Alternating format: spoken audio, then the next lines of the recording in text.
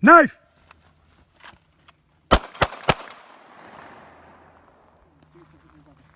Hey man, what are you doing by the car, man? What are you doing by the truck? Knife! Knife! Knife! Move, move, move, move! Scan, scan, scan.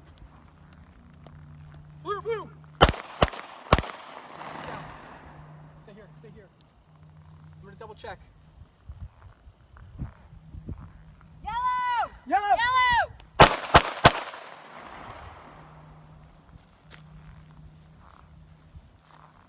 Call 911. Come to me, come to me.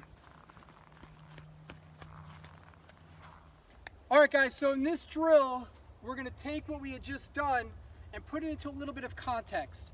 So again, in many cases, we're not gonna be able to just draw our gun standing still. In most cases, it's not that realistic. So here's an example of what we recently saw with a police officer confronted with someone with a knife on the side of a vehicle. And again, this isn't an armchair quarterback, but our lessons learned is it's important for us to cut angles. And what we're gonna do here is something that we call stacking. And this is great if we're out here with objects like cars in a parking lot. This could be in your home, this could be furniture, this could be the island in the middle of your kitchen. It could be the sofa by the TV. Stacking is putting an object between us and the bad guy.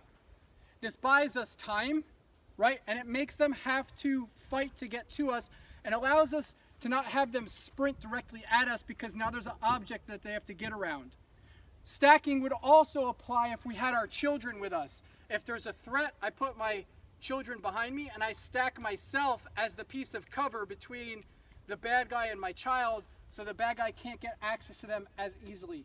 Obviously, I'm not ballistic, right? So it's not necessarily cover as far as stopping the rounds, but it's one more layer that the bad guy has to get through to get to our children, just like a sofa, a countertop, a vehicle, anything of that nature.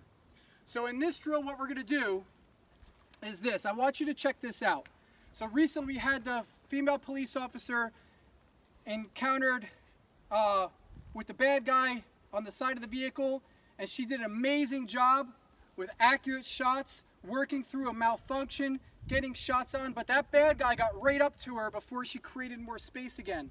So now, again, not to armchair quarterback her because she did an amazing job, but how could we take this situation and work it just a little bit more so it's a little bit more advantageous to us if we find ourselves in a similar situation and we're not as trained as she is? Because that lady also is a competition shooter, very good. You saw how fast she worked through that malfunction. So maybe we can't do it that fast as she does, so we need objects to help us keep the upper hand in this really bad situation. So I want you to watch this. As she backed up and was able to work the gun, okay, if I take 5 steps, I'm here, hey, drop the knife, oh my gosh, you got the knife, right? 1, 2, 3, 4, 5. So 5 steps. I can't go backwards as fast as this person can run forward. So if I go, oh shit, and I run back, I can't run back as fast as this person can sprint forward. They're gonna win, right? Her accurate shots stopped that, but before her shots, he got all the way up and got to her hands before those shots then started to slow him down before he fell. Okay, so I want you to watch this now. Instead of taking 5 steps back, I turn my hips the direction I want to move. My torso stays here, watching the bad guy so I can still defend myself. And now watch this, 5 steps. 1, 2, 3, 4, 5. Now what I've done is I've stacked this object between me and him. Could he chase me? Yes, possibly. In this case, I'm turning and the bad guy's now here. But he still can't come to me in a straight line. This bad guy has to go like this, running around the vehicle, and you can see my steps in the sand. My feet are sliding out as I'm trying to do that. You can't run doing a 180-degree turn in a full sprint. It's not possible. So the movement's gonna be slower. His movement's compromised. I've stacked this object between me and him, which buys me a little more time to get my pistol out. Because if I'm in a concealed carry situation, I'm probably not gonna be standing in the parking lot with my gun out most likely. So if he pulls a knife all of a sudden as a civilian, now I'm in this situation. Do I try to work that sub-second draw and get a shot off, or do I move? Right, I'm probably gonna move.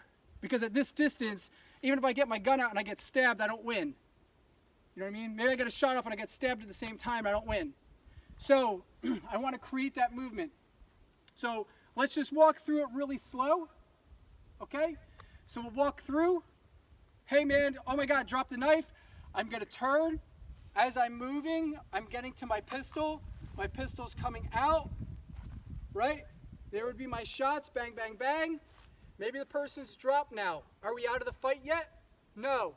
So maybe I keep moving back. Maybe I come back to confirm to make sure that the person's no longer a threat.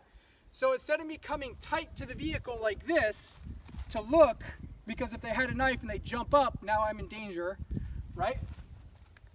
So from here, I check and maybe I come back out, but I keep that distance. And I'm looking, are you dead? Are you still fighting? Are you no longer a threat? No? Do you think he's alone? Maybe, maybe not. So in this case, once I acknowledge that this isn't a threat, I have a safe distance to work. Now from here, I start my scan. Okay? And I'm looking, where are your friends? Where are the other people coming?